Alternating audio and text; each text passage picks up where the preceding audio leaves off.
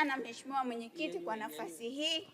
Na mimi awali ya yote nianze kwa kumshukuru Mwenyezi Mungu kwa neema ya uhai na uzima, lakini kwa kunipatia kibali cha kuwa miongoni mwa wabunge hili la 13 la Jamhuri ya Muungano wa Tanzania. Vile vile kwa heshima kubwa nipende kumshukuru kipenzi chetu, mama yetu, rais wetu wa Jamhuri ya Muungano wa Tanzania, pamoja na mwenyekiti wa Chama cha Mapinduzi Daktari Samia Suluhu Hassan. Aidha, nimshukuru pia mama yetu, mlezi wetu, Mama Mary Pius Chatanda, kiongozi na mwenyekiti wa Umoja wa Wanawake wa Tanzania, kwa uongozi wake uliothabiti na kutulea sisi mabinti na wanawake ndani ya jumuiya hiyo. Mheshimiwa Mwenyekiti, baada ya hayo sasa nielekee moja kwa moja kwenye kuchangia hoja iliyopo mezani, ambayo ni hotuba ya Mheshimiwa Waziri Mkuu. Mheshimiwa Mwenyekiti, mimi nitagusia vipengele viwili ambavyo ni sekta ya elimu na sekta ya afya. Mheshimiwa Mwenyekiti, kabla sijakwenda moja kwa moja, nipende tu kuipongeza serikali kwa hatua kubwa za maendeleo inayoendelea kuzipiga hizi. Lakini pia kama taifa sipo tulipotoka, lazima tukiri hilo, ila sipo tunapotaka kufika.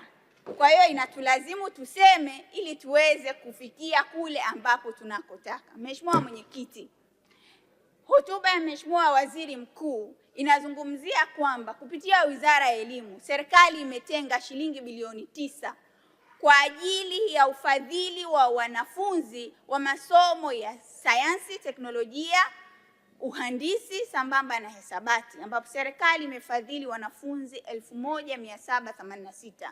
Vile vile imetoa pia shilingi bilioni 5 wa Samia Super Scholarship Fund kwa wanafunzi 50 bora kwa sekta ya akili hunde na sayansi data.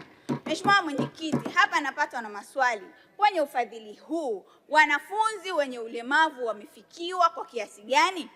Mheshimiwa Mwenyekiti, sote tunafahamu kwamba ndugu zetu, watoto wetu wenye ulemavu wanakumbana na changamoto mara 3 zaidi kuliko wanafunzi wengine, kuanzia elimu ya msingi hadi elimu ya juu. Na ndio maana hata ukitizama takwimu zimejichora kabisa pyramid kwamba huku ngazi ya chini wanakuwa wengi, lakini kutokana na changamoto mbalimbali ikiwemo miundombinu, vifaa saidizi, uelewa, mazingira, vinawarudisha nyuma. Huwezi kumwangalia mwanafunzi mwenye ulemavu ambaye amepata division 2 ukamrecognize sawa sawa na asiyekuwa na ulemavu ambaye ana division 1. Bila shaka huyu ametumia nguvu mara 3 zaidi afikie pale highest of his or her potential. Mheshimiwa Mwenyekiti, ni ombi langu kwa serikali kuhakikisha kwamba fursa hizi tunaweka mikakati madhubuti, affirmative measures ambazo zitaongeza ushiriki wa wanafunzi wenye ulemavu kwenye fursa hizi. Mheshimiwa Mwenyekiti, tukizungumzia science, technology, engineering and mathematics ni uchumi wa nchi. Tunapoliacha kundi hili nyuma, manake tunawaacha nyuma katika ushiriki wao wa uchumi ndani ya taifa hili.